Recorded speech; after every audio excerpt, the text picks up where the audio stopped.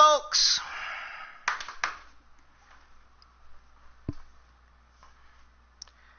I think we're live, man.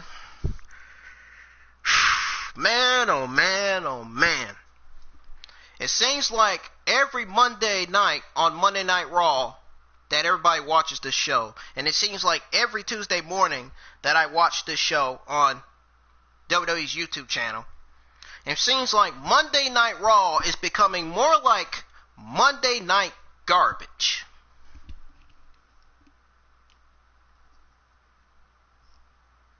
I mean, let's be honest. This fucking championship edition of Monday Night Raw, all we got was nothing but not only disappointment, but also nauseating garbage. Yes, folks, we got nothing but nauseating garbage out of the championship edition.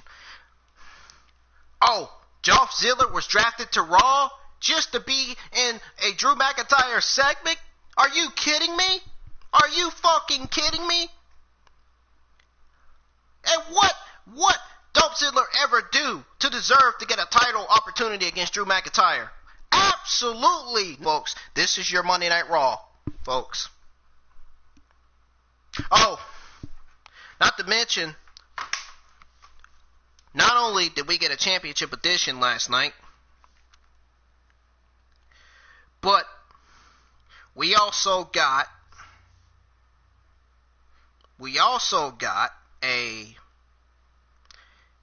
four championship matches last night on Raw. One of them was the Street Profits defending their Raw Tag Team titles against the Viking Raiders. The other title match was Charlotte Flair. Actually, let's go backwards with that. The second one was Asuka defending her Raw Women's Championship against Charlotte Flair. The third one was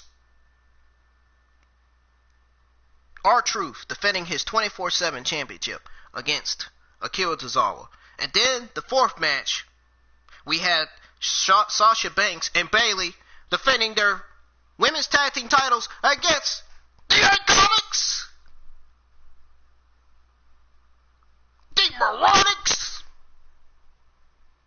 the Idiotics. Don't get on my TV Onyx. Get the hell off my TV Onyx, because we don't want to see you on TV Onyx.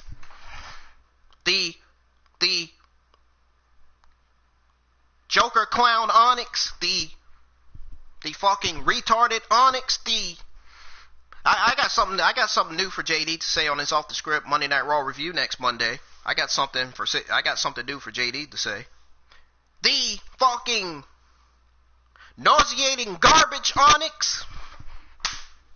There you go. That's something new for JD to say on his Monday Night Raw off the script review. The nauseating garbage Onyx. Because that's exactly what they are. That's exactly what the IIconics are. Absolute nauseating garbage. Oh, and not only are they nauseating garbage, they are more like losers. Just like Humberto. Yeah, Humberto. Humberto's lost a lot of matches. What is WWE doing with Humberto?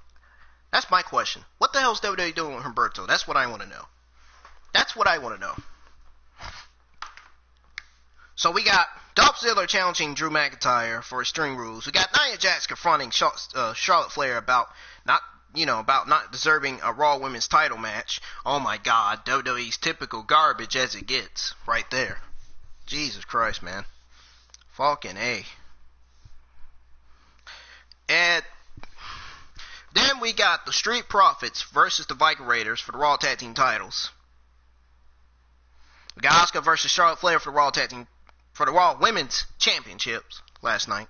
We got R-Truth and Akira Tozawa for the WWE 24/7 Championship last night. We got Natalya versus Liv Morgan. Then we got Big Show coming face to face with Randy Orton. Sasha Banks and Bayley defending their women's tag team titles against the IIconics. I can't even correct my words because this show was so garbage last night that I can't even fucking misspell my words right. I can't even correct my words. Can't even correct what I'm saying. That's how garbage this show was last night. Anyways, then we got Apollo Crews versus Shelton Benjamin for the WWE United States Championship. And then we got Rey Mysterio returning to confront Seth Rollins with his son Dominik. That was the main event, folks. That was your main event, folks. Rey Mysterio confronting a Messiah, Seth Rollins, as your main event. Are you fucking kidding me?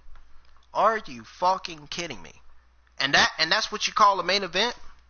I call it absolute main roster nauseating garbage. That's what I'm going to call it, because that's exactly what it was. This show, this full show was absolute nauseating garbage. And I'm probably going to say that at the end on my thoughts on Monday Night Raw.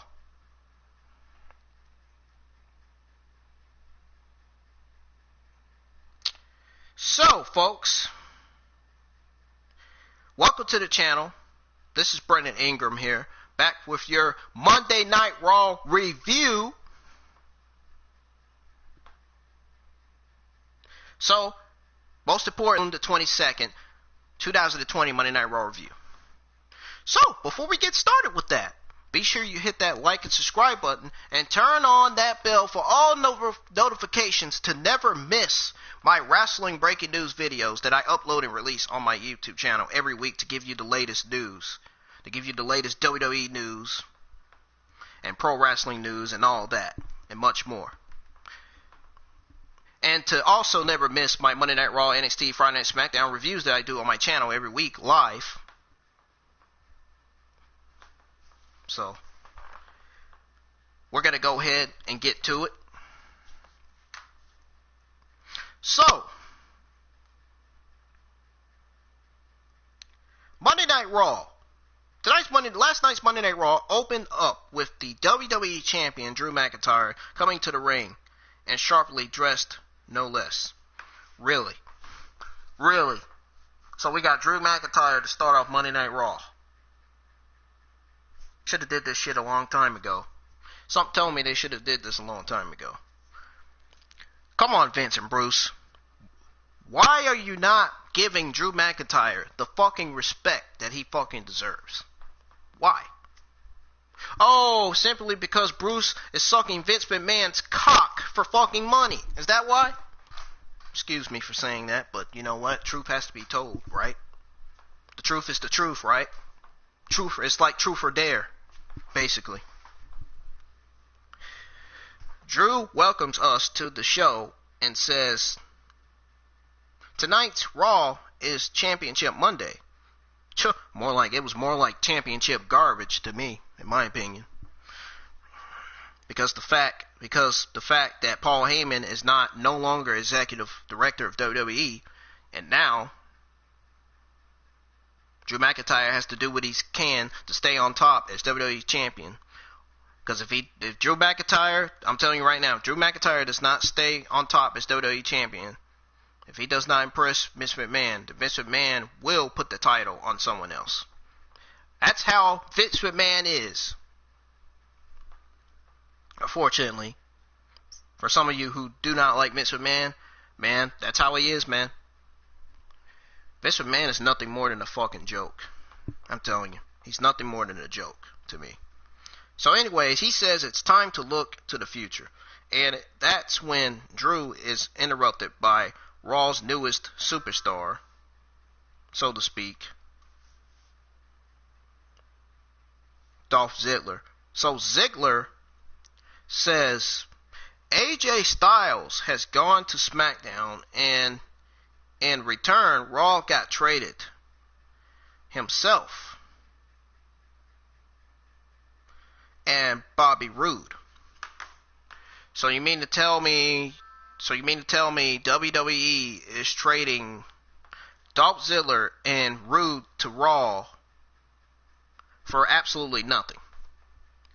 You know that they're not going to use Dolph Ziggler and Roode on TV, right? They're not going to use Dolph Ziggler and Bobby Roode on WWE television.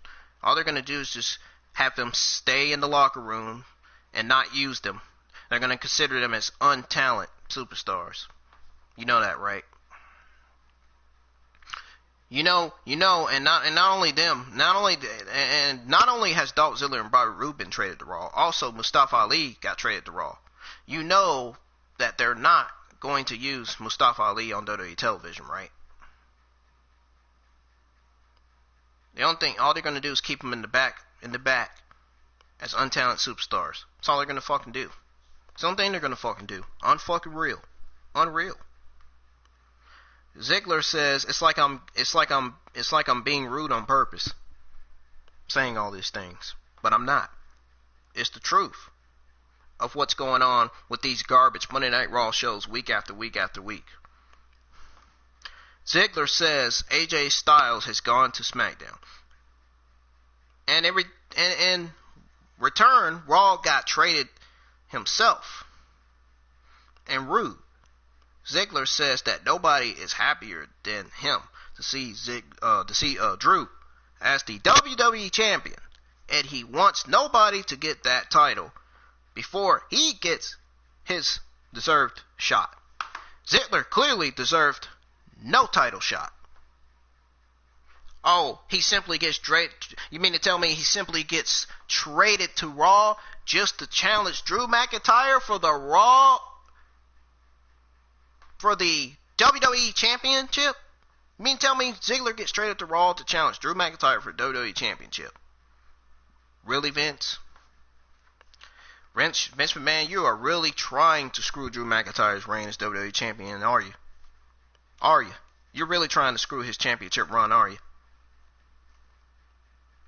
Vince McMahon and Bruce does not need to screw Drew McIntyre's title run as WWE Championship. If they do, Drew McIntyre is going to be so pissed off that he's not going to want to show up on WWE television anymore. Anyways, McIntyre asked what he thinks he's owed. You know what I think we're owed? You know what I think we're all owed? I think we're all owed a good WWE Monday Night Raw episode on WWE television. That's what we're all owed. WWE owes us a every week Monday Night Raw good TV television show. That's what we're all owed. Oh, why can't they do that? Because now Vince McMahon's in control. And now Bruce is writing both shows, both Raw and SmackDown. Talk about nauseating garbage. That's nauseating garbage as it gets. Firing Paul Heyman and putting Bruce in position to write both shows. Both tapings. Ridiculous. Absolutely unreal. Unfucking real. Dolph reminds Drew that he brought him back to WWE and he redeemed his entire career.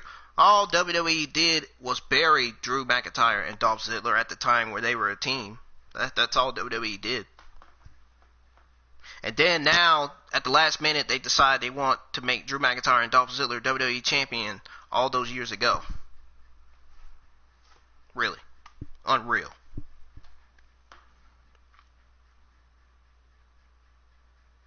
So now, basically, they brought this rivalry to a whole nother level. Nobody wants to see the Drew McIntyre and Dolph Ziggler rivalry. No one gives a shit. Really. Who gives a fucking shit about this Drew McIntyre and Dolph Ziggler rivalry? Really. No one. This rivalry is certainly not boosting up the Raw ratings.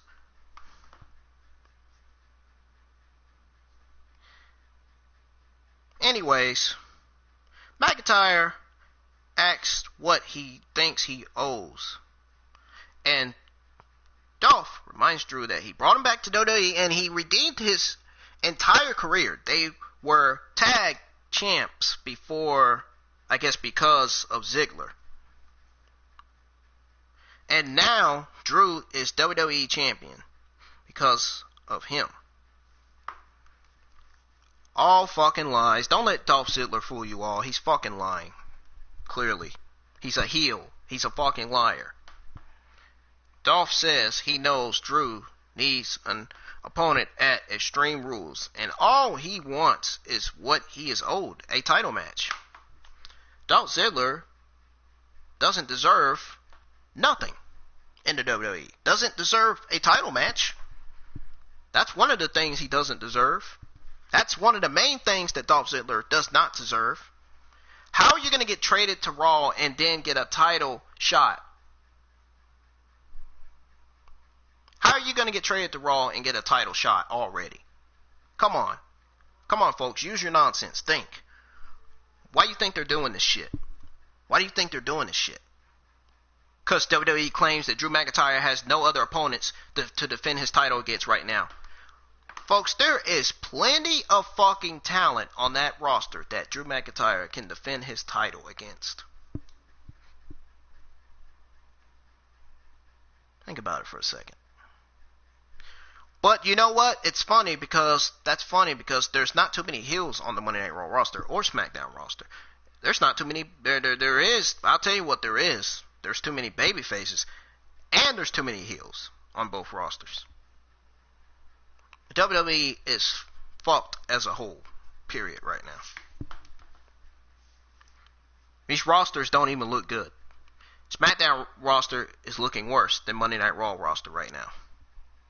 Especially after they just traded Ziggler, Rude, and Ali to Raw. I mean, really. Ali was the best addition to SmackDown. He was the best wrestler on SmackDown. The best wrestler WWE Friday Night SmackDown could offer.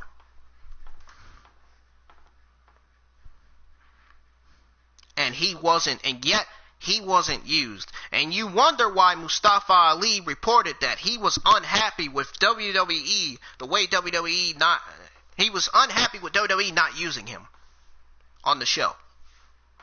Now you wonder why the Revival left the WWE. Now you wonder why all the other superstars that were in the WWE left too.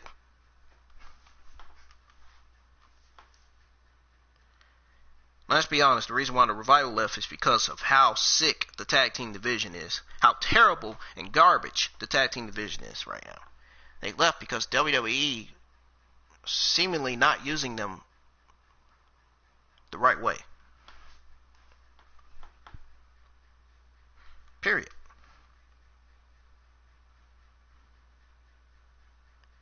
So Drew says Ziggler exposed some revisionist history there, and he says that since Big Daddy Claymore left his side, Ziggler's career hasn't been so hot.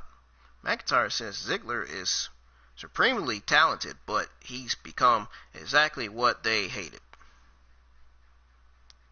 He's become an entitled jackass. That said, he does need an opponent at Extreme Rules. It was Dolph who gave him the nickname, the Scottish Psychopath. So he asked Ziggler if he really wants the match, knowing what he's capable of. Ziggler says he does. So Drew says it's official.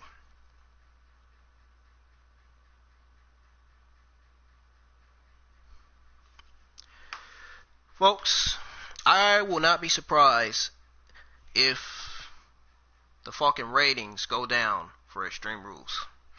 I won't be surprised if this WWE Championship match becomes nothing more than absolute nauseating garbage. Because that's exactly, in my opinion, what it's going to be. Drew McIntyre is just going to basically bury Dolph Ziggler. Another victim. Dolph Ziggler is going to be nothing more than another victim of Drew McIntyre's Claymore kick. Just like Bobby Lashley was, just like MVP was, and most importantly, just like Baron Corbin was.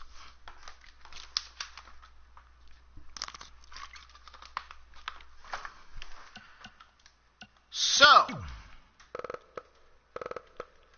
then, after the Dolph Ziggler and Drew McIntyre segment, we got WWE's very own typical garbage, Nia Jax, coming to the ring. Yes, folks, your typical WWE garbage, Nia Jax. The woman that abominated the women's division on Raw, one of the women that's ruining the Raw Women's Division, that's making the Women's Division look like an embarrassment, yeah, that Nia Jax.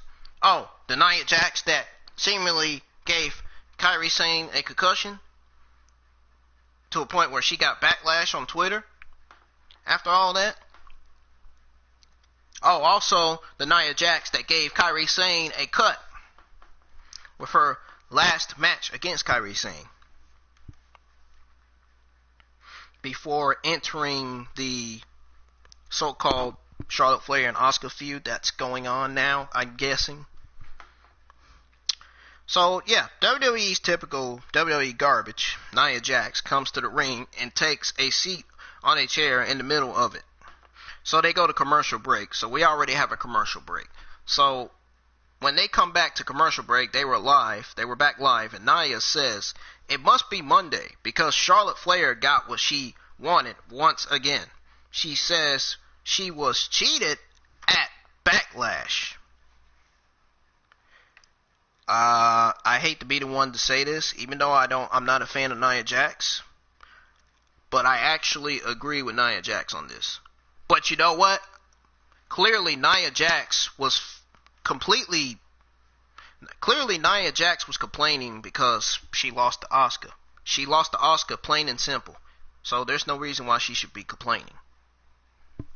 I mean, clearly she's WWE's typical garbage, especially garbage in the ring.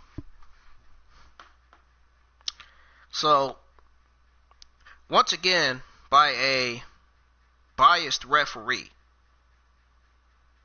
So she says she was cheated at Backlash, and once again by a biased referee. Where's the fairness?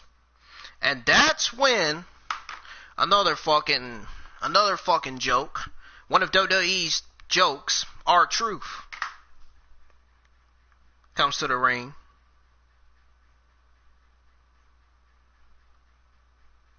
I don't even know why I'm doing this fucking review. I really don't. Because you know what? As a future podcaster, it makes me feel so embarrassing doing this Monday Night Raw review, knowing this show was absolute garbage last night. Unreal. So, right when Nia Jax said, "Where's the fairness?" that's when R-Truth interrupts Nia. He comes to the ring, rapping, then says, she must be confused because he's meant to have a match against the leader of a ninja clan right now. Truth then realizes Nia must be the real Akira Tozawa. Fucking garbage promo by R-Truth. Terrible promo. Jax says she's not in the mood to be mistaken for Tozawa. And Truth says he's not in the mood to be hoodwinked. Hoodwinked, my ass. More like hoodwinked garbage. Tozawa appears behind the announcers, and then his ninjas swarm the ring and chase Truth off. Really? Akira Tozawa, a fucking ninja, on the fucking Monday Night Raw show that is seemingly the championship edition. Seriously, unfucking real. Like I've been saying, like I've said 100,000 times, I'm gonna say it again. Unreal. Ridiculous. Disappointing. Charlotte Flair comes out and says she wants to explain what's happening to Jax.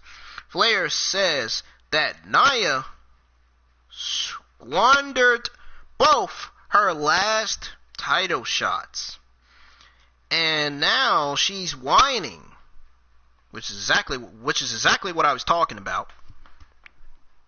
Which is exactly what I was talking about 5 minutes ago on the show. Nia Jax whining, complaining, and bitching about her losing to Asuka. So Jax reiterates that Charlotte only gets what she wants because she's Ric Flair's daughter. Duh!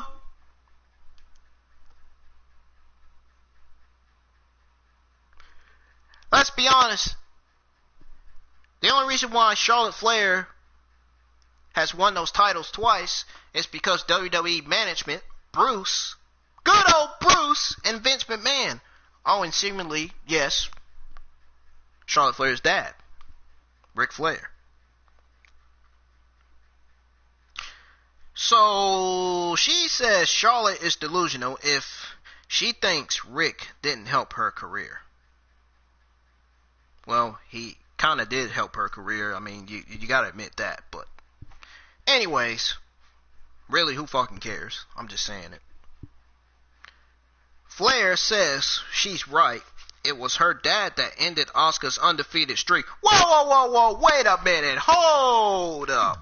Let me look at Charlotte Flair on the screen for 5 minutes for a second and think. Wait a minute. Hold up. Wait a minute. Hold that thought right there. Charlotte Flair just said, that was the most terrifying promo I have ever heard. That was the most terrifying promo I have ever heard her say. She just said it was her dad that ended Asuka's undefeated streak, and it was her dad who beat Asuka twice last month? Oh my God. How delusional can Charlotte Flair be? Oh my fucking God. Unfucking real. Oh Lord. Y'all realize that it was not Charlotte Flair's dad who defeated Asuka's undefeated streak. You do realize it was not Charlotte Flair's dad who ended Asuka's undefeated streak. It was not her dad that ended Asuka's undefeated streak. It was Charlotte Flair herself. What kind of fucking promo was that? Her dad undefeated Asuka's streak when knowing Charlotte Flair herself was the one that ended Asuka's undefeated streak. How delusional can this android Charlotte be? Really? Unfucking real. Fucking real.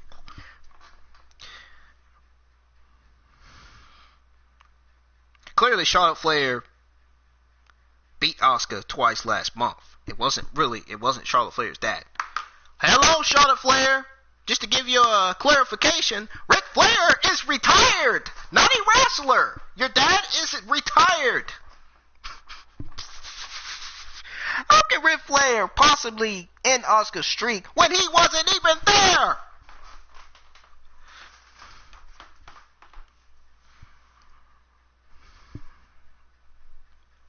Fucking Christ. Oh God. This show was undefinedly garbage. Oh my God. I even feel embarrassed as a future podcaster to even be reviewing Monday Night Raw right now. I just really. And you can see my Twitter name on Twitter is Brendan Ingram's future podcaster. If you would like to check that out, all you gotta do is go to my Twitter. And I actually seemingly have proof that my Twitter name is Brendan Ingram. So folks, all you have to do is go to Twitter and search for my name. All you have to do is go to Twitter, search for my name, and you'll see where it says Brendan Ingram, the future pro wrestling podcaster. That's all you got to do. It's not hard. It's very easy. But seriously, folks, let's get on the serious. Let's get on the serious note, folks. Let's get to serious business here. Let's be honest here. Charlotte Flair's dad was not the one that ended Asuka's undefeated streak. It was Charlotte Flair herself, folks. See, this is what JD was talking about. How delusional Charlotte Flair can be. See, I see what he was talking about now. The terrible promos that she cut in the ring, and her terrorizing the women's division. Yeah, it's all fucking true. That promo she cut it in the ring was so delusional. Terrible fucking promo by Charlotte Flair. Terrible.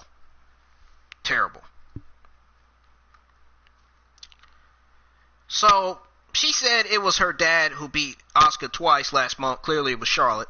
Jax says that the one woman who Flair hasn't beaten is her. Well, she is right. Nia Jax did beat Charlotte Flair. Charlotte Flair has never beat Nia Jax.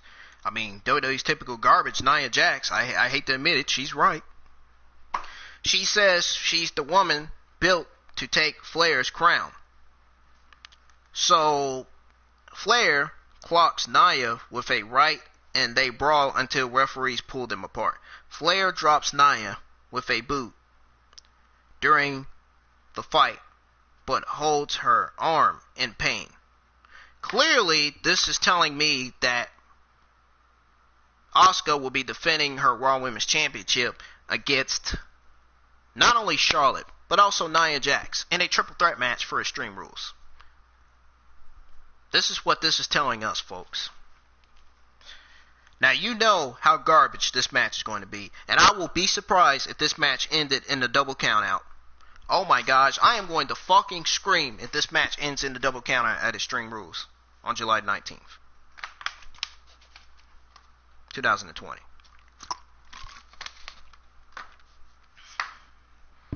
I need some water right now because I feel like I'm running out of energy. My anger's taking a toll on me on this Monday Night Raw review. We see highlights of the Anything You Can Do, We Can Do Better series between the Street Profits and the Viking Raiders. Well, let's be honest. Anything they can do, they do garbage. The Profits are backstage, and they say they will prove tonight that they are the better team. The Raiders approach, and Forward says the Viking Raiders not like the... So the Viking Raiders, the Viking Profits seemingly claim that they're not like the NWO. You know what? They're telling the truth. They're really not. They're not for life. They're forever. But even though they're friends, they will both do their best to win. So the two teams walk off towards the ring, and Zelina Vega walks up smiling like she's had an idea. So far, last night's WWE seemingly went off to a garbage start of the show. It seemingly went off to a very, very garbage start of the show already. It was already nauseating garbage, the show was. It was even garbage before the show even started. I don't know what the fuck these idiots are talking about on Twitter. You know, talking about some, oh, this show's not garbage. This show was amazing. We love to see Charlotte Flair in the title picture.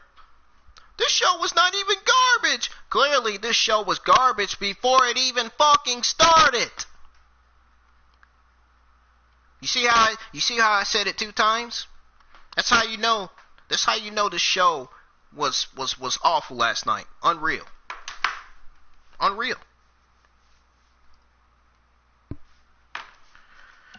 So we seemingly got another title match on Monday Night Raw. So it was the Street Profits defending their Raw Tag Team titles against the Viking Raiders. Finally, a match after 3 weeks of a seemingly garbage Street Profits Viking Raiders feud. Now we finally got the Raw Tag Team title match last night. And you know what? I'm actually going to tell you what happened with this title match last night. As soon as I pull these guys up here on the screen. Where is Dawkins? There's Dawkins. There's Ford. Ivor.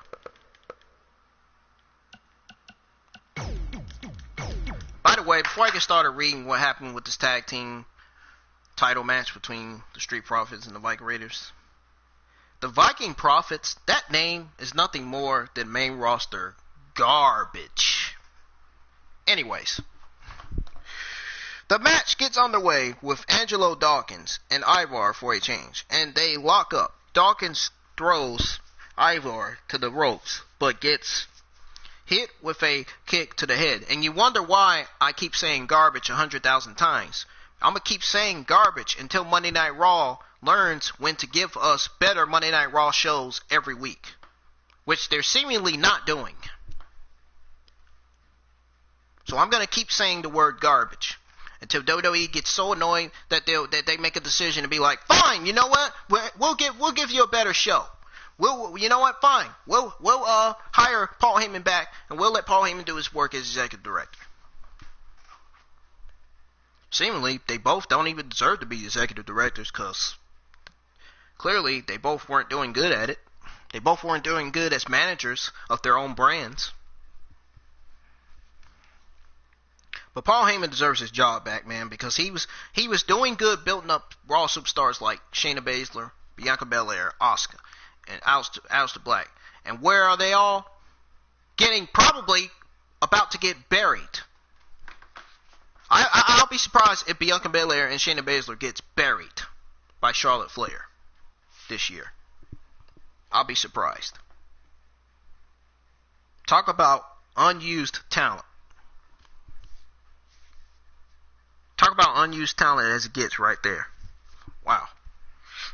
Unreal. Dawkins uppercuts Eric and tags Ford, who leapfrogs him and lands a dropkick. And I was surprised to not see Bianca Belair at ringside tonight.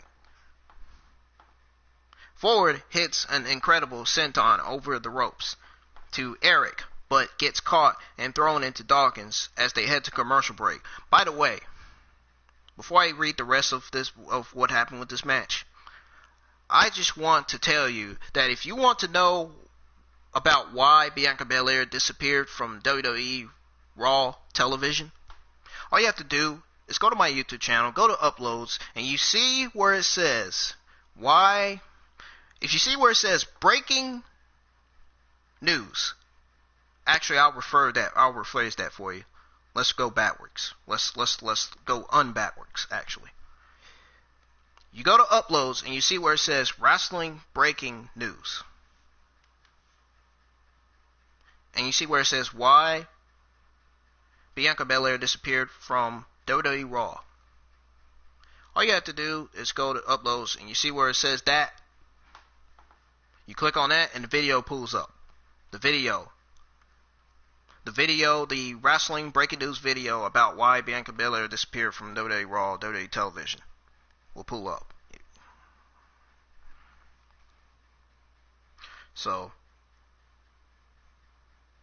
I hope you get the information you need about that, because seemingly WWE is probably never going to use Bianca Belair on WWE television. Let's be honest. Just like the simple fact that they're never going to use Shayna Baszler on television. Just like also the simple fact that they're probably never going to use Aleister Black on television now that Paul Heyman is fired as executive director. Fired from WWE as a whole, period. Anyways, so when they came back from commercial break, Ivar was beating on Ford. He makes a tag to Eric, and they attempt a double team move, but Ford avoids it and tags Dawkins. Angelo takes out both with shoulder tackles and a drop kick, then tags Ford, and the Viking Experience. They hit the Viking Experience to Eric, but Ivar breaks the pin attempt.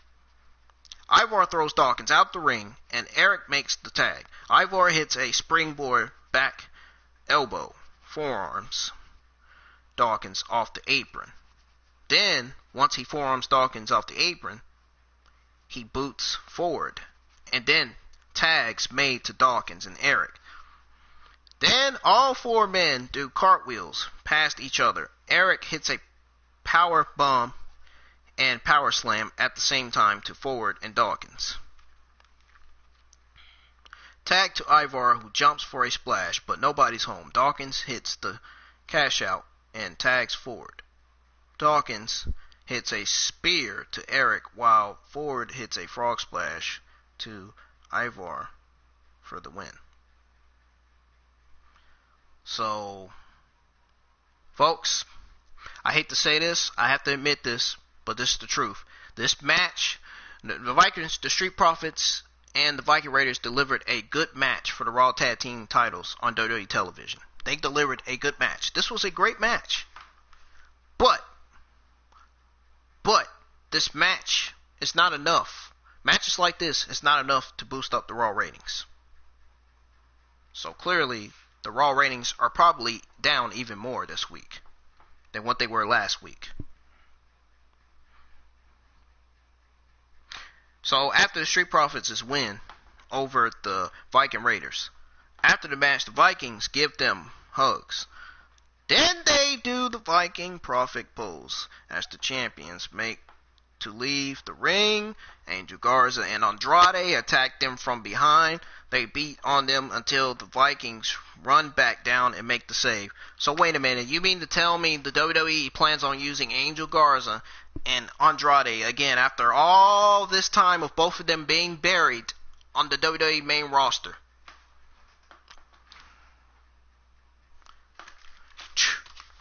You might as well send Angel Garza back to NXT because they're going to bury Andrade and Angel Garza again. They're not even going to put the Raw Tag Team titles on them. So this seemingly suggests that the Street Profits will be defending their Raw Tag Team titles against Angel Garza and Andrade next week on Monday Night Raw. This is what it looks like. This is what it looks like it's going to happen. I mean, it's probably going to happen. Or it's probably going to be Street Profits defending the Raw Tag Team titles against the Viking Raiders and Angel Garza and Andrade at Extreme Rules. Probably going to be more like a 2-on-2-on-2 triple threat tag team match for the Raw Tag Team titles of some sort. That's probably going to be booked for Extreme Rules. Anyways,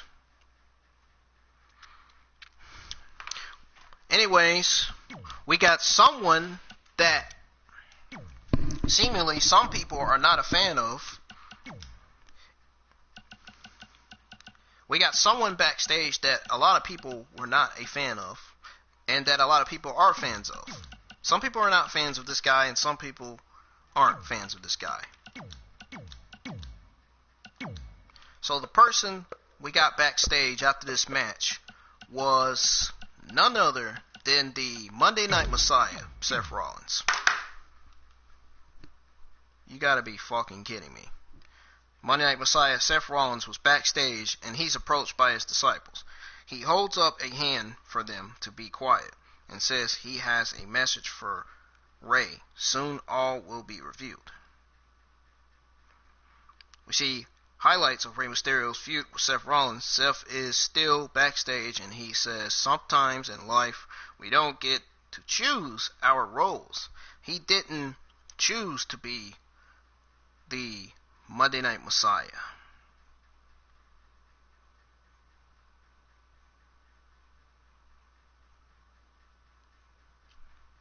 So just like Rey didn't choose to be a sacrifice, but unlike Rey, he embraced his role, and Rey's insolence will breed violence. And the worst part is, Rey has allowed his son to get involved in this from here on out. Whether happens, Dominik is on Rey's shoulders. They say legends never die, but they sure as hell can outlive their welcome. So, after the break, Asuka will defend her Raw Women's Championship against what JD likes to call her, the android, Charlotte Flair. Because that's exactly what she is. An android that's on WWE television every fucking week. Week after week after week, we see Charlotte Flair on television, which is who everyone gets tired of seeing on WWE television. You know what? I personally am also tired of seeing Charlotte Flair on television every week. Enough is enough with that, WWE.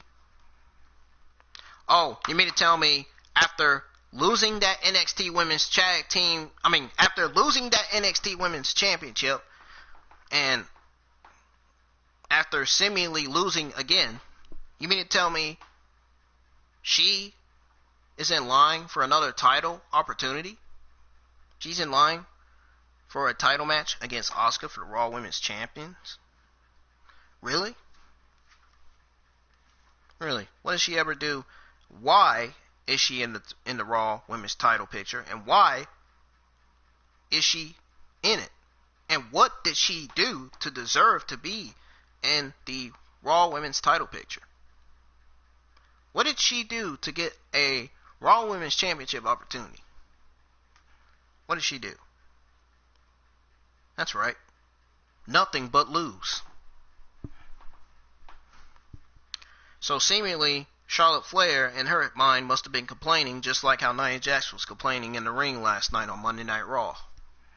Bitching and whining and complaining.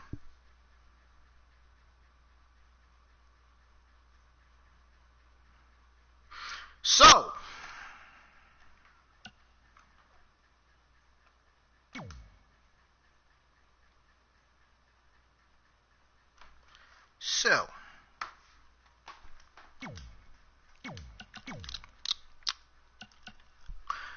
this is what we got next. We got Charlotte Flair coming out of the doctor's office. Folks. Yes, we got the android coming out of the doctor's office.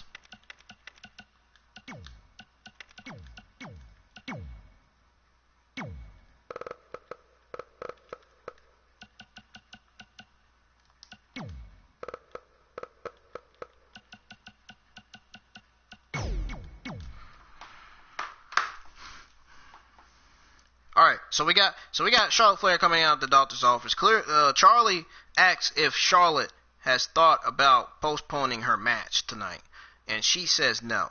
She says this is what they do. It's not bullet. Charlie then approaches Vega, Andrade, and Garza and says it's surprising to see them acting as a unit. She asks what prompted their attack on the Prophets. Garza says, if you know what you want, you have to take it.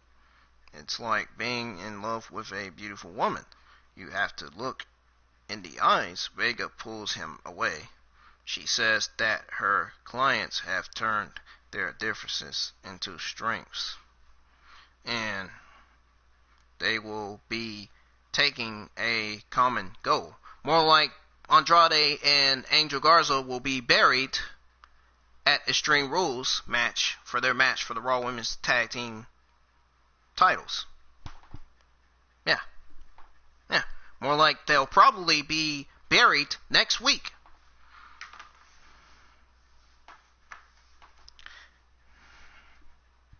Yeah. So, anyways, here's what happened with the Raw Women's Championship match between Charlotte Flair and Asuka.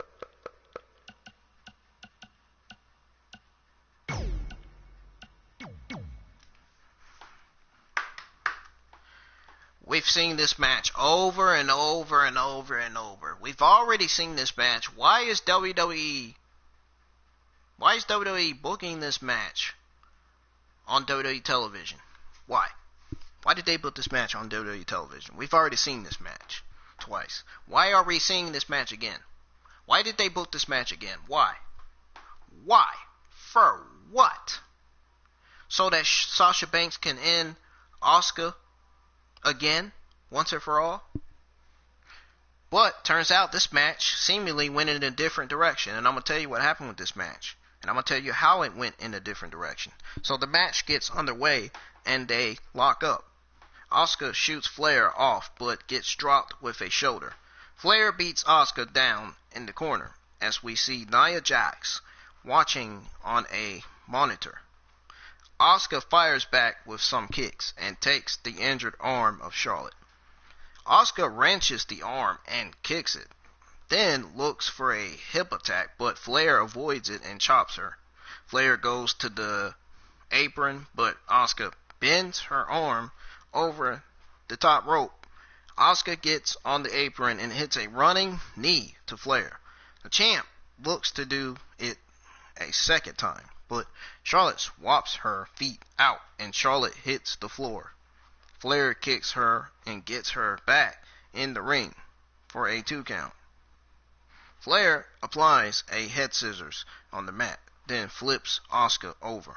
Slamming her into the mat, Charlotte goes up top and jumps for a moonsault. But Asuka moves and she lands on her feet.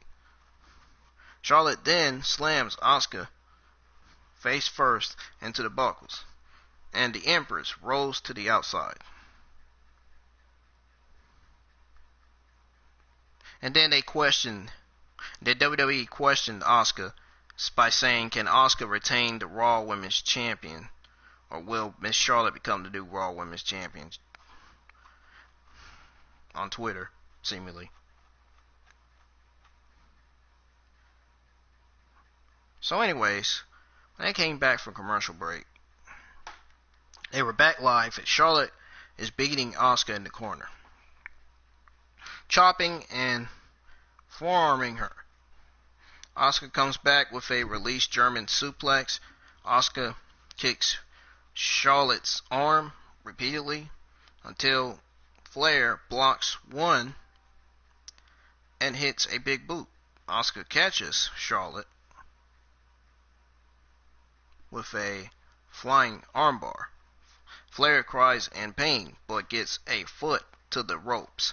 Asuka takes a moment which allows Flair to hit a spear, but this time Asuka gets a foot on the rope. Asuka goes back to the armbar. Charlotte lifts and slams her down, but Asuka transitions into a modified Asuka lock, and Flair taps. That's why I say this match went in a different direction. Asuka tapped Charlotte Flair out, so the winner this time was Asuka. The winner, and still Raw Women's Champion, Asuka. So then, Charlie Caruso interviews Nia Jax. Yeah, folks, Nia Jax.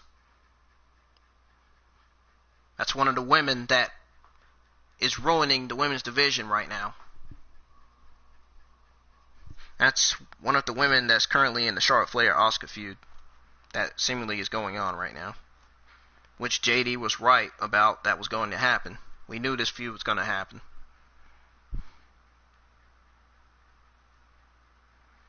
So Charlie Caruso interviews Nia Jax backstage, asks if she thinks the fight earlier played a role in that match. Jax says she thinks it would be a real shame if someone kicked the Queen while she's down. Oh, really? More like Raw making my life miserable, watching garbage Monday Night Raw television week after week after week. Yeah, more like that. So it says Ric Flair will be live on Raw tonight to anoint Orton, not Edge, to anoint Orton as the greatest wrestler ever, which Edge is also the greatest wrestler ever. Up next, however, Edge said he would provide a medical update. So, it went on commercial break, and then when it came back from commercial break,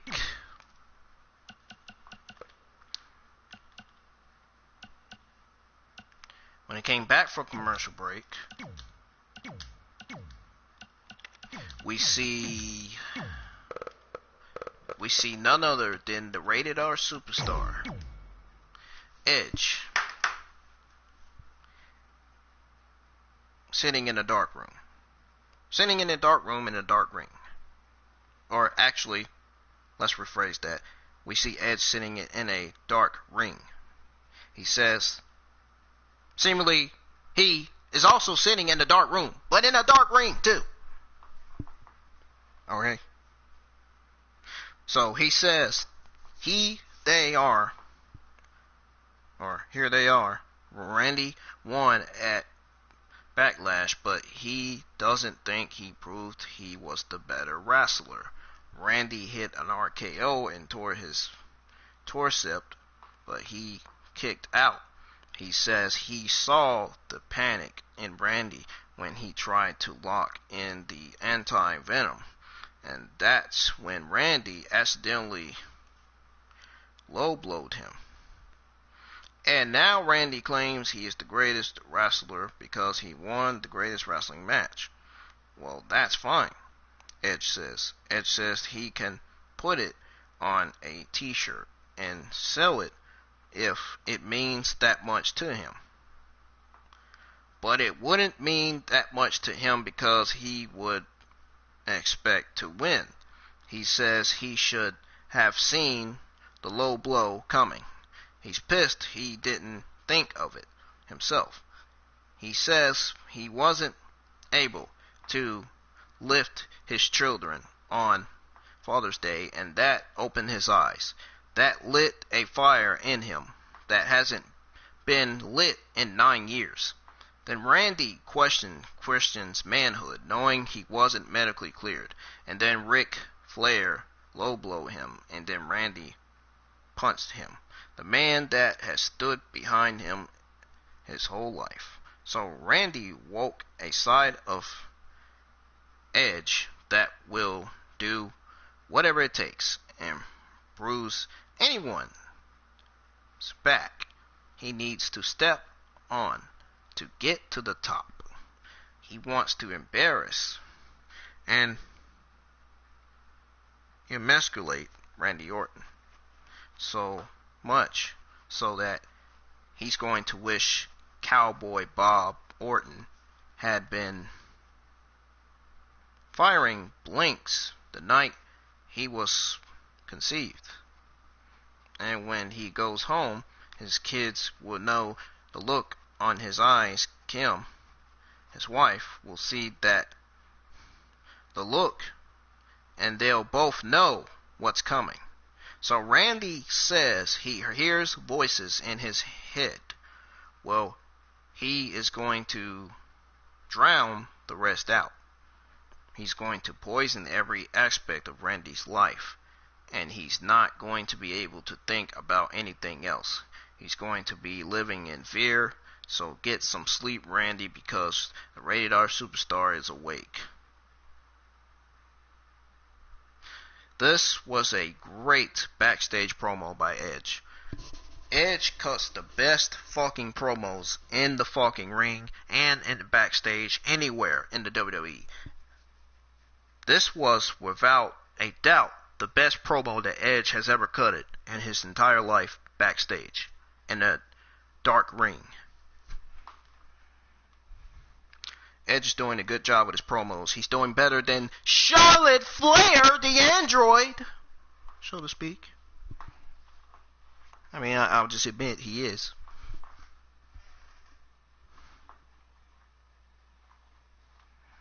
Anyways, Randy is backstage. Another person. Another one of the greatest wrestlers ever. So as he claims he is. He wasn't the greatest wrestler ever, low-blowing Edge, that's for damn sure. That's for damn sure. Randy is backstage and Charlie Caruso approaches him. He interrupts her and says, when a snake is cornered, it's going to defeat itself and strike wildly. To survive, however, it can. Edge and Christian both try to make comebacks at his expense. And what did he do? He struck wildly. And he's going to do whatever he has to survive and defend his family and his livelihood. He wishes both Edge and Christian speedy recoveries. And he thinks they'll live long lives, so long as it's far away from him. I have no reaction to Randy Orton's promos, but I did have a good reaction to Edge promos. Edge cuts better promos than Randy Orton, let's be honest. I'm just telling the truth like it is. Oh, speaking of the android, the one that I mentioned earlier in the review, the android Charlotte Flair is waiting backstage in the PC.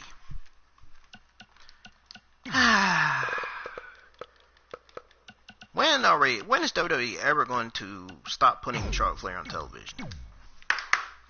When are we ever going to stop seeing Charlotte Flair on television? When?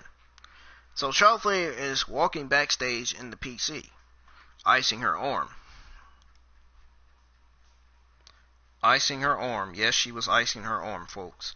Charlie, of course, approaches her and asks about the loss as Charlotte begins to talk. Nia Jax attacks her from behind. Nia slams Charlotte into a ring post, then puts her arm into a box and slams the lid on it. Good. Speaking of good, I actually have some news on Charlotte Flair, folks. A report came in saying that Charlotte Flair will be taking time, extended time, from WWE. Yes, yes, yes, yes, yes. About fucking time. Jesus Christ. We don't need to see her on television every week. Finally. Please, I would love to see Charlotte Flair take an extended break from WWE television. Please. I bet when JD got this news, he probably went, hooray! He probably hadn't got the news yet, but he probably did. Probably did an hour ago. Yes, Google gave me a notification suggesting a report that Charlotte Flair is taking an extended break from WWE. Yes, I am glad. Thank God.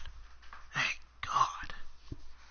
I mean, she's been on television for week after week after week, folks. For 2 fucking months, she's been showing up on television every week. Oh my God. Enough is enough with that. Finally, WWE's putting a stop to that. No more title runs for her. No more titles for her. She does not need any more titles. She doesn't. There's no need for Charlotte Flair to make her name for herself again. She's already done it. And she doesn't need to do it again. We know who Charlotte Flair is. We don't need to be reminded who Charlotte Flair is again.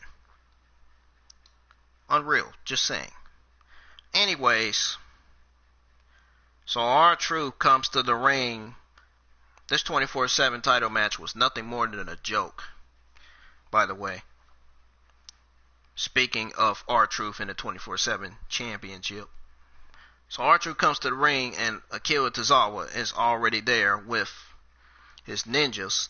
They're about to have their title match. Yeah, that R-Truth. That R-Truth. This Akira Tozawa. Yep, these guys. WWE's untalented garbage.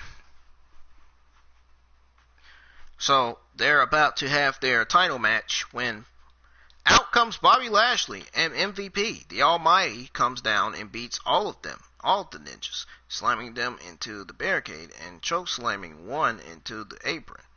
MVP gets into the ring and distracts Truth, allowing Lashley to run in and apply the full Nelson until Truth passes out. Lashley leaves MVP.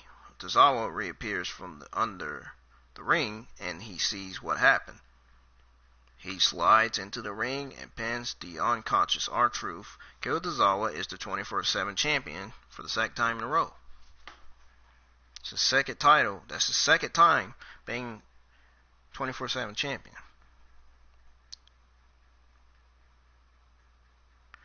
Sarah Schreiber is backstage outside the doctor's room, or should I say the gorgeous, beautiful Sarah Schreiber. Backstage outside the doctor's room.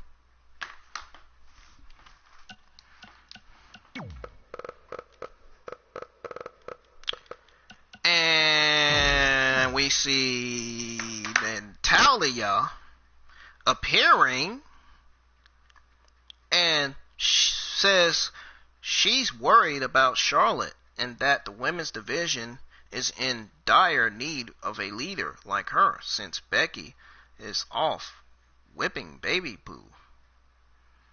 So she has an announcement, but it'll have to wait until after her match. So I'm getting ready to tell y'all what happened with the match between Natalya and Liv Morgan as soon as I pull them up on the screen.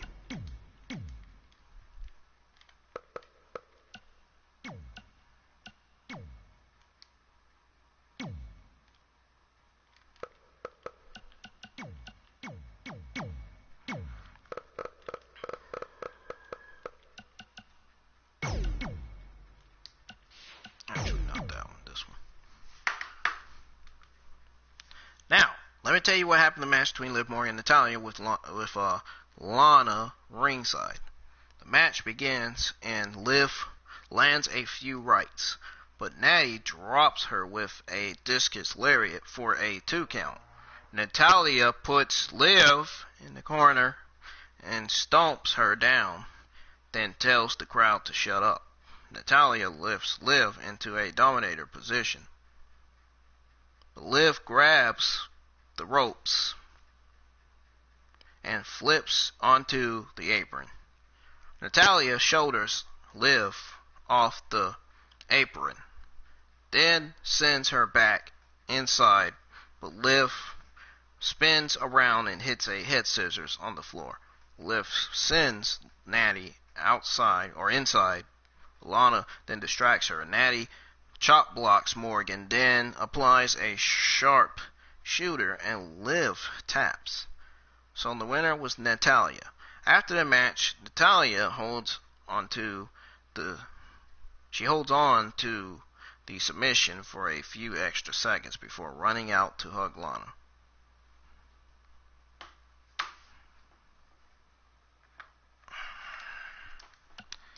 So we got, well, it's the big slow, like what JD calls him.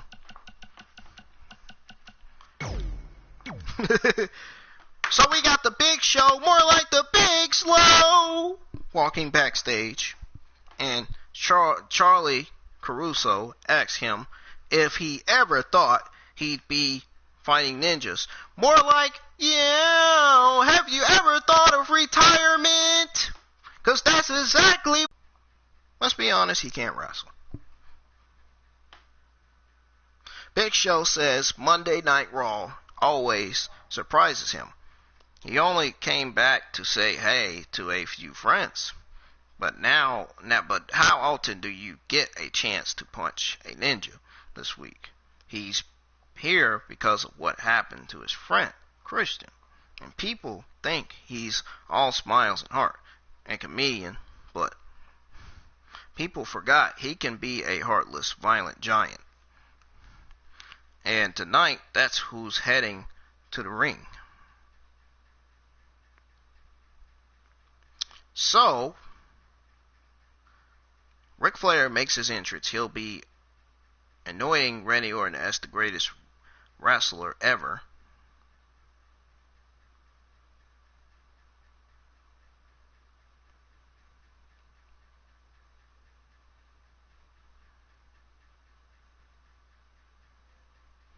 So, Ric Flair, the Nature Boy, more like the need to retire Nature Boy, which he is retired, but needs to stop coming in the ring, Nature Boy. Nature Boy is in the ring, and he says that, first of all, his daughter got injured. When she comes back, Nia Jax will wish she works and lives in a different environment. Now to the subject at hand. Oh, really? Oh, really, Mr. Ric Flair? So you mean to tell me you're going to be at ringside? You're going to be ringside during the triple threat match that will be taking place at Extreme Rules for the Raw Women's Championship match, which is exactly what I think is going to happen. You mean to tell me he's going to low blow Asuka and Nia Jax and seemingly Charlotte Flair will do the moonsault and win the Raw Women's Championship? Is that what's going to happen? Because that's exactly what's probably going to happen, more than likely. I hope it doesn't happen. Nah, that's not going to happen. Charlotte Flair, especially after the report that Charlotte Flair is supposed to be taking extended time from WWE. Did I just say Charlotte Flair? Oh, man. I said player. I meant to say Charlotte Flair, not player. Player Flair, although both those words don't rhyme.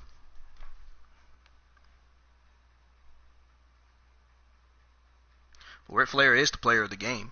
I mean, well, he's not the player of the game, Triple H, but the player of the game. So, Flair says people always ask him who's the best in the business. He says the work arguable, I guess the word arguable does not apply. Everybody wants to be the best, but only one can be, and it's Randy Orton. In a period of 24 hours, Randy pumped both Edge and Christian back into retirement, so he wants to praise him to his face. So,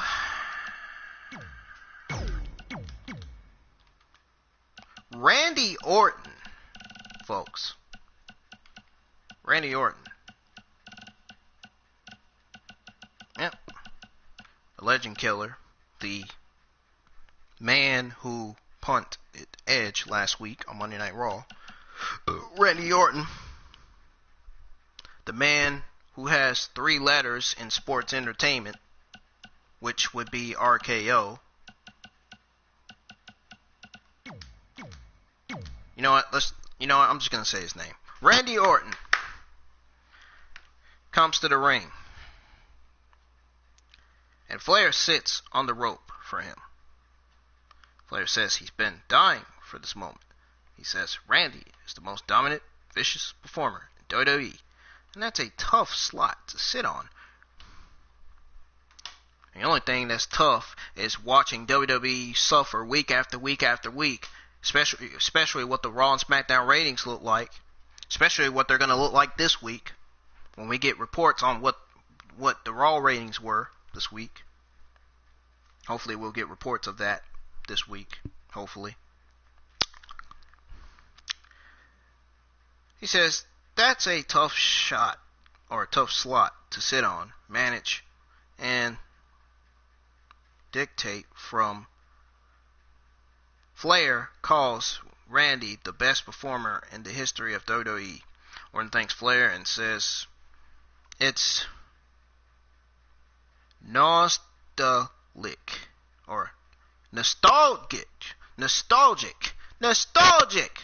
folks. I cannot get this word. I cannot get my words right sometimes. You probably gonna have to help me correct my words, because sometimes I misspell stuff. I talk junk, yet I misspell stuff. Sad thing. But I still say stuff to tell the truth. I mean, truth is the truth, after all, right? Anyways, Orton thanks Flair and says it's nostalgic for them to the ring together.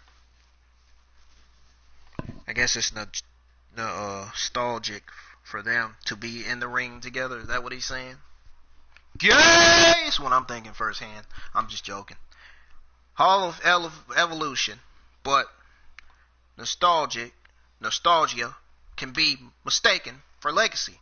Yes, nostalgia can be mistaken for legacy. Randy Orton is right for once in his fucking lifetime. It was nostalgic that Rey low-blowed Christian.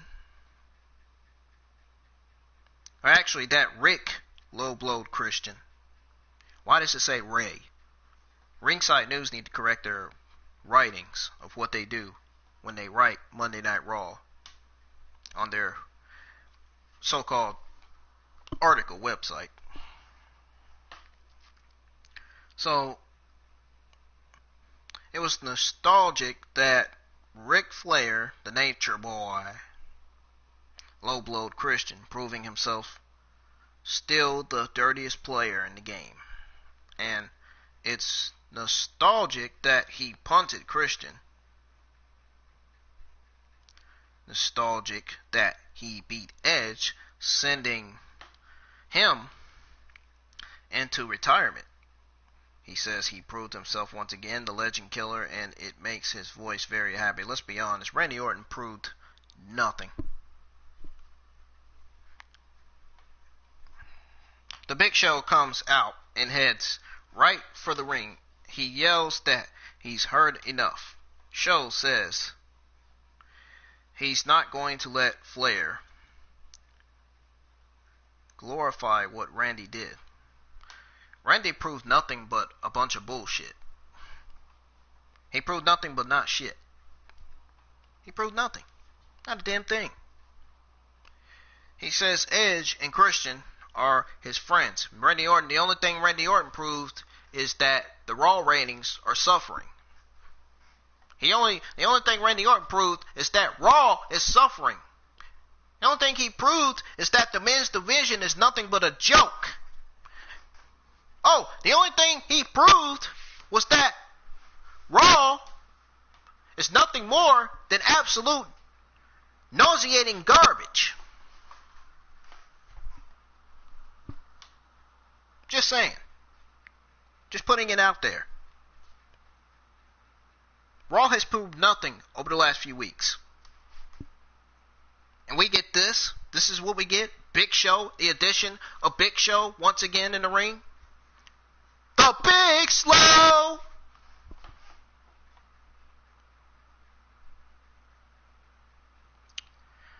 Anyways. So Big Show comes out and heads right for the ring. He yells that he's heard enough. Show says he's not going to let Flair glorify what Randy did. He says Edge and Christian are his friends. Oh, really? Nobody never knew that you were friends with Edge and Christian? A babyface Big Show in the ring. What do you know? What do you know? What do you know? And he's going to pay for what he did. Let's be honest, Big Show's going to get buried real quick by Randy Orton. So this match looks to be booked for Extreme Rules, I'm guessing.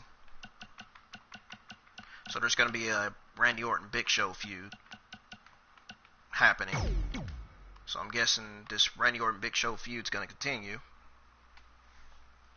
The only reason why Big Show's feuding with Randy Orton because Edge is out with an injury right now. It's the only reason why. And Christian's out with an injury. That's the only reason why Big Show is in this Randy Orton feud. It's the only reason why he's feuding with Randy Orton. That's the only reason why he came back. To avenge his friends Edge and Christian. Anyway, Show says he's known Randy a long time. And he knew he was a narcissistic leech since day one. I thought he was going to say day one-ish, like the Usos, Jimmy and Jay. And right now, he's leeching in a man he once respected, which happens to be Ric Flair. The Nature Boy! Show says Randy has always latched into better performers than himself. People like Edge because they make him look better than he is. And once he's gotten what he wants, he leaves the host to find another. He both know that Edge isn't done, but Edge isn't going to get the pleasure of hurting Randy by himself. Oh, really, Big Slow? This pissed off giant will break every bone in his body. More like, well, is the big slow gonna get buried by Randy Orton at Extreme Rules. Yeah. Randy cuts show off and says he's a big fan. Says he has respect show since day one. And they came up together. They've traveled together. And everyone can agree that Big Show is a legend. But he didn't suspect that kicking his friends in the face would hurt him so much. And he needs to be careful or he'll meet the same fate. I'm just taking my time just reading this because I have a lot of good things to say about it. Big Show tells him to bring it, and Randy rolls out of the ring. Orton gets fired up and says he's motivated, and what happens? Big Show next is on him. Randy Orton rolled out of the ring like a total loser, so to speak. Randy Orton didn't even have the balls and the guts to step up to Big Show. All he did was roll out of the ring like a loser, like the loser Humberto. Humberto, folks. Like how JD says it. Humberto. So, next on Raw last night, we got another championship match. Oh my God. Here we go.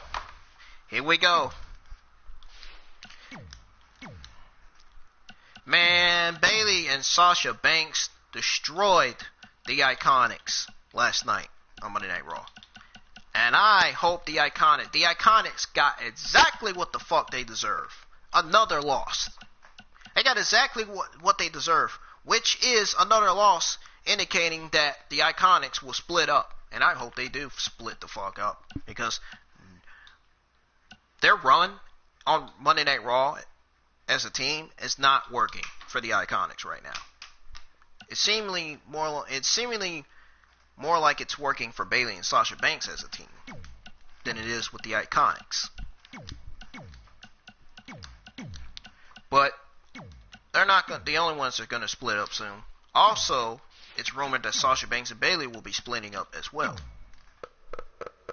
And I can't wait to see that split up and the IIconics split up and see where WWE will go from there. So anyways, I'm going to tell you what happened with this match, with this women's tag team title match between none other than the heel bosshood connection, Bayley, and Sasha Banks. So it was basically heel versus heel, which that doesn't make sense to me. Why would you put a heel in a match against a heel? So basically, this makes the IIconics look like baby faces for the very first time on the Monday Night Raw roster, on the Monday Night Raw show. But clearly the IIconics were not baby faces, they're heels.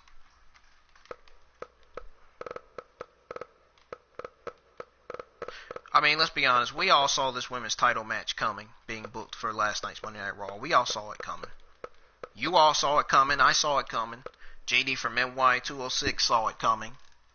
And I'm pretty sure all the other podcasters, all the other pro wrestling podcasters, and all the pro wrestling journalists saw this coming too.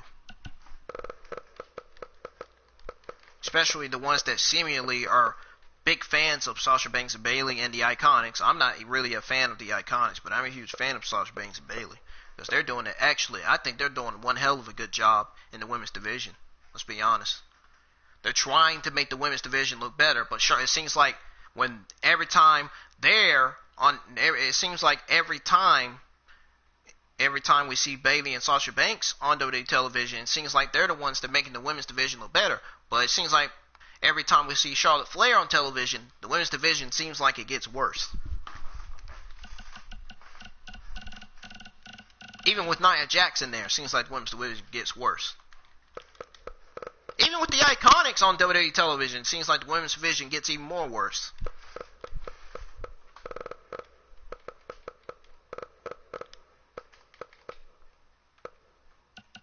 More worse than Robert Stone throwing up in the ring, distracting Azalea Lee, only for Liv to roll up her and pin her for the win. Oh, by the way, Bayley and Sasha Banks last Wednesday, defended their NXT Women's Tag Team Champions against Shotzi Blackheart and Tegan Nox. The newly teamed Shotzi Blackheart and Tegan Nox, I tell you, they are a good team together. In my opinion, I personally think they are a good team. They are good as a team together. But they're also good as singles competitors by themselves on their own.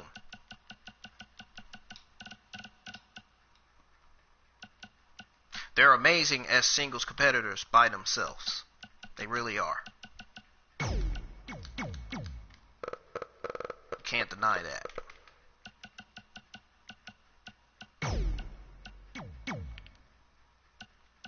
Which Tegan Nox and Shotzi Blackheart, the team, the two that I'm talking about would be these two on the screen.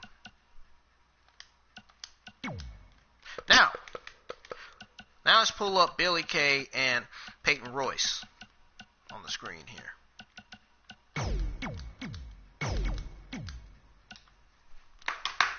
So here is what happened with the Women's Tag Team Championship match between Sasha Banks and Bayley versus the IIconics, the Moronics, the Idiotics, I'm not even going to go there, I'm just going to read it.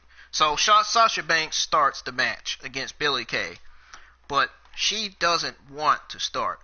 Bayley forces her. Kay drops Sasha with a big boot for a 2 count. Royce comes in and they look to hit a double team move, but Bayley pulls Royce out of the ring as she hits the ropes. Now y'all notice as I'm reading, when I said look, I said lock. I didn't mean to say lock, I meant to say look. See, that's the definition of how I misspell words right there. Definition of how I can't get my words right.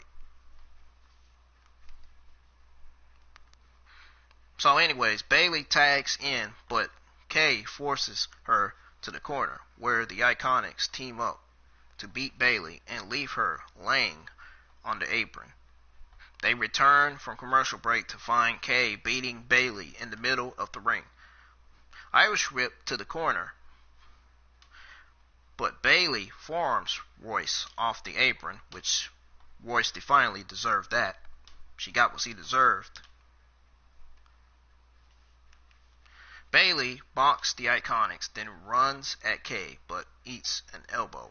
Royce tags in and hits a fisherman suplex into a pin, but Banks runs in to break it up. Bayley makes a tag, and Sasha clocks Royce with a knee. The champs hit a double team slam for a 2 count. Banks looks for a 3 amigos, but only gets 2 of them. Royce sends Banks into Bayley, then rolls her up for a near fall. Banks knocks Kay off the apron and applies the bank statement to Royce, and she taps. So in this match, it seems like Bayley and Sasha Banks were acting like baby faces in this match, and IIconics seemingly acting like heels. But Bayley and Sasha Banks are really heels. I think they were just acting like baby faces in this match. Because Sasha Banks don't normally use that move as a heel. She uses that move when she's a babyface, not a heel. That 3 Amigos move. You noticed that, right? Yeah. So after the match, Bayley says they are so very good. Sasha says that she's been thinking, and she knows Bayley is a double champion, but she can't help but feel jealous. She loves seeing Bayley happy, but she wants to experience it as well. She wants a championship match, so at Extreme Rules, she will be challenging Asuka for the Raw Women's Championship. Bayley and Sasha laugh, but Asuka's music hits, and out comes Asuka. Asuka rants in Japanese. then says Sasha is not the boss of her. She accepts the challenge. Bayley then assaults Asuka, and the two of them beat her down. Asuka rallies, but Sasha hits the bank statement. So this is seemingly setting up a Raw Women's Championship match between Sasha Banks and Bayley for Extreme Rules. Which that's going to be another match booked for Extreme Rules. Another title match, for that matter. So WWE's typical garbage MVP is backstage with Bobby Lashley, and Sarah Schreiber asked if he was trying to make a statement tonight. Lashley says he should be champion. If it wasn't for R-Truth, MVP says Lashley is a man revitalized. He says his service worked wonders for Lashley, and it would do the same for Apollo. He saw the little trick Apollo used to beat Shelton Benjamin last week, but he was dumb enough to challenge him again tonight.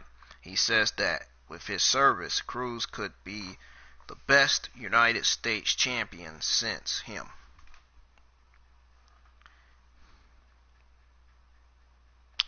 So Liv is walking backstage, holding her back.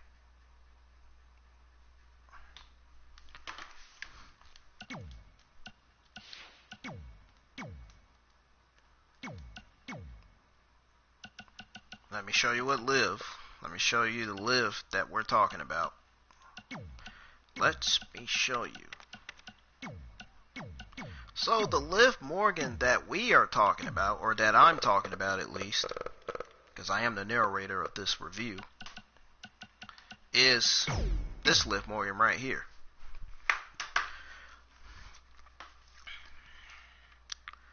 So Liv Morgan is walking backstage holding her back. We got Ruby Riott, folks. Ruby Riott.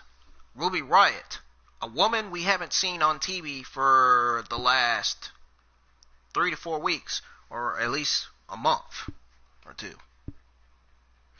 Ruby Riott walks up, but Liv tells her no, not tonight. Ruby seems to be trying to reach out, but Liv says she knows she's been losing a lot, and she doesn't need Ruby rubbing it in her face.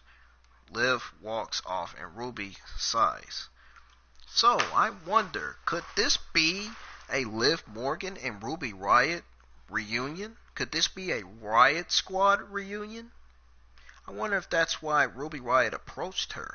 I wonder if it's about her reuniting with Liv Morgan, and I wonder if she wants to reunite with Liv Morgan to face Lana and Natalya for Extreme Rules. I wonder if they're setting up a 2-on-2 women's tag team match for Extreme Rules. I wonder if Ruby Riott and Liv Morgan's going to team up against Natalya and Lana for Extreme Rules. And I think this is going to be a kickoff start. This match should be a Extreme Rules kickoff start if they make this match official. If they make that 2-on-2 women's match official, the women's tag team match.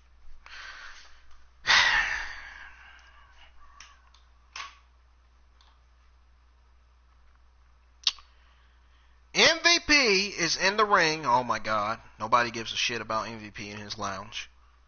MVP is in the ring in the VIP lounge. He introduces potentially his newest client, Apollo Crews.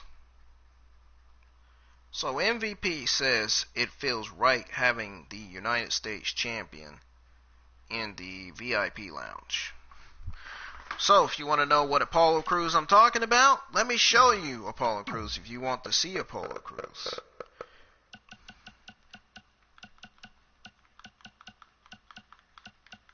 Here's Apollo Crews, the United States Champion.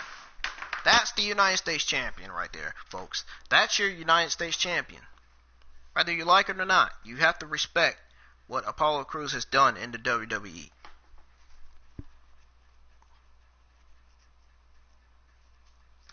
Anyways, MVP says it feels right having the United States Champion in the VIP lounge. MVP says he respects that Cruz wants to be a fighting champion, and he gained a lot of respect for Cruz when he beat him to get in the Money in the Bank match. But then he recklessly blew out his knee, forfeiting his position in the match.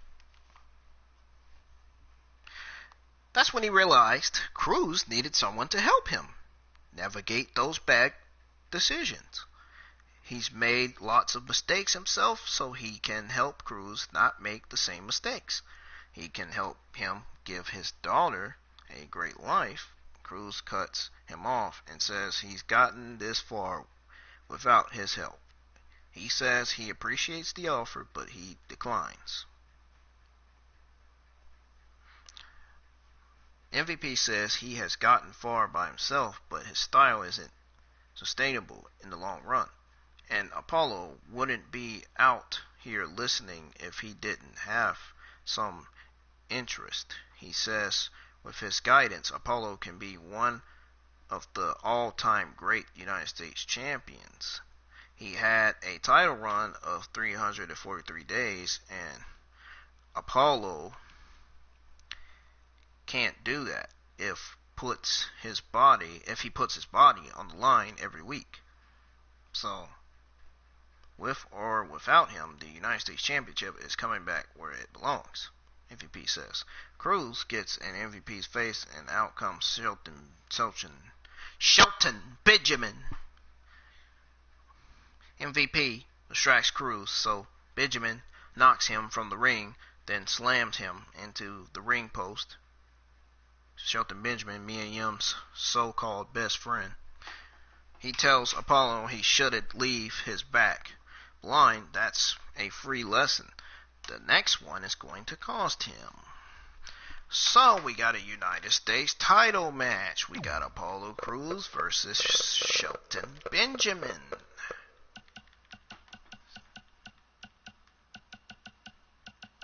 Two African Americans going against one another. It's the first time we see an African American versus an African American for the United States Championship match. That's a first time matchup right there. So here's what happened. But here's what happened after the commercial break with the match between Apollo Crews and Shelton Benjamin for the United States Championship. So they were back, and the match was already underway with Shelton forcing Apollo to the corner, then landing a big kick to the face for a 2 count. Crews is holding the shoulder. Benjamin sent into the ring post. Crews slams Benjamin and looks for the standing moonsault, but Shelton counters into an armbar. Crews fights out and clotheslines himself and Benjamin over the top rope to the floor. Benjamin runs for a splash but misses and hits the ring post. Crews get Shelton back in the ring and hits the spin out powerbomb for the win. This was an easy match for Crews. Crews basically just buried Shelton Benjamin. After the match, Crews is leaving when MVP comes down to the ramp and holds his hand up. Crews snaps his arm away, but once again leaves his back blind, allowing Lashley to run up behind and apply the full Nelson. Lashley drops the championship on the ramp. This might be setting up. I think WWE setting up a United States Championship matchup for Extreme Rules between Apollo Crews and Bobby Lashley. So seemingly, this suggests that Apollo Crews is going to defend his United States Championship against the almighty Bobby Lashley at Extreme Rules. This is what it looks like WWE setting up. This is what it looks like. This is what WWE looks to be setting up.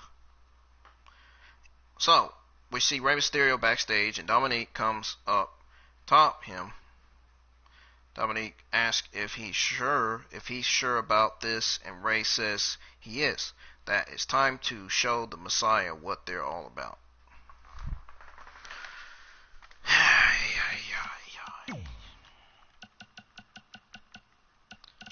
Finally, we are at the end of the show.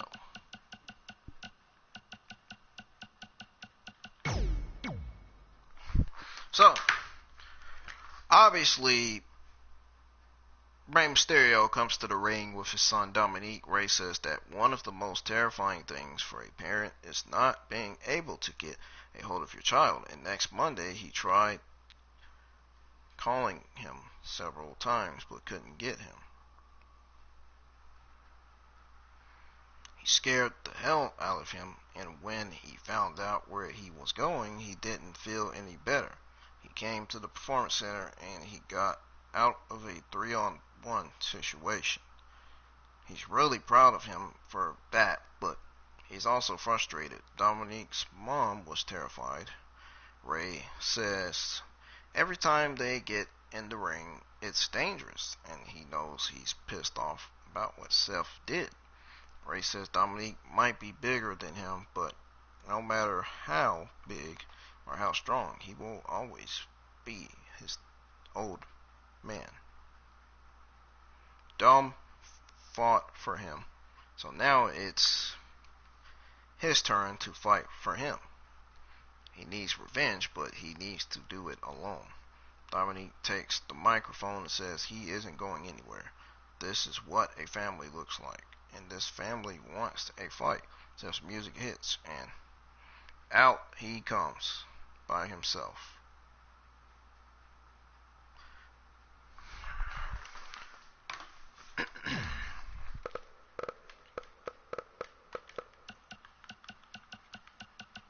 So out comes the Monday Night Messiah, Seth Rollins, by himself this time.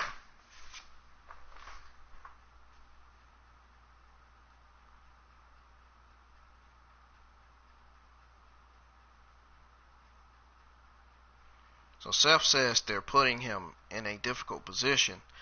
He didn't know if he should go down to the ring and slaughter a father in front of his son, or should he go down and make Rey watch as he sacrifices his boy. Thankfully, it's not up to him, it's up to the face, prophecy, and destiny, and it seems to him that they're both in the same place at the same time, and two eyes are better than one.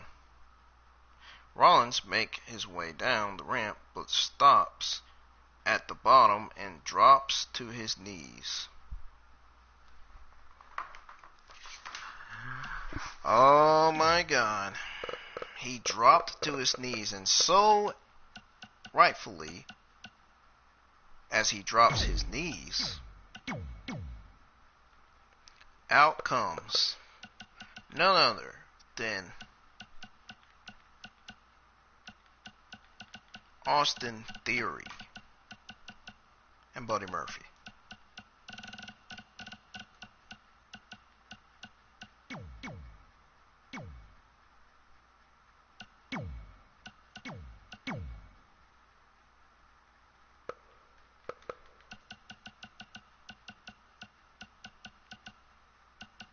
So out came Austin Theory and Buddy Murphy.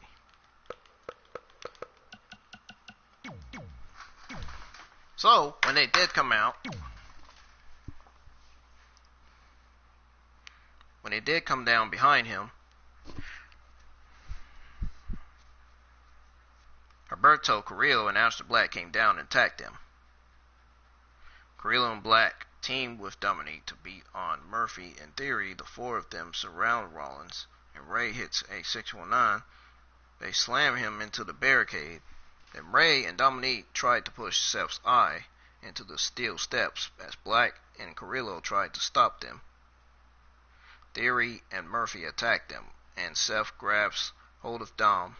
Rollins tries to push Dom's eye into the steps as the Decomposers hold Rey and make him watch. But Carrillo and Black run them off. Raw ends with a standoff between all 7 men.